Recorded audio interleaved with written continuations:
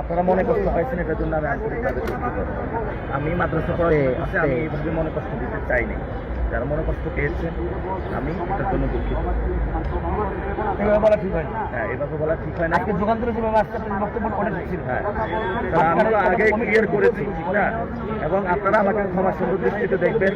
আপনি তো জানেন আমি আলেমুল আমাকে কত মহব্বত করি এবং আপনি বিশ্বাস করেন আমি চাইছিলাম আপনার সংসদীয় আসলে আইসা আপনার সাথে নির্বাচনী কাজ করার জন্য। সত্যি আমি দিনের কথা বলছি। ইনশাআল্লাহ আসবেন। আমার জন্য একটু ভোট চাইয়া দেন, আমার একটু ভোট দিতে। বাংলাদেশের প্রসিদ্ধ একজন আলেম এবং লেখক। আসবেন ইনশাআল্লাহ। ভাই আপনার কাছে আপনাদের লাস্ট প্রশ্ন হলো, উনি রাশিদুদ্দিন পাটোয়ারি ক্ষমা চেয়েছেন, এখন আলেম ওলামা এবং হেফাজত নেতাদের তাদের করণীয় কি? হেফাজতের কর্মী।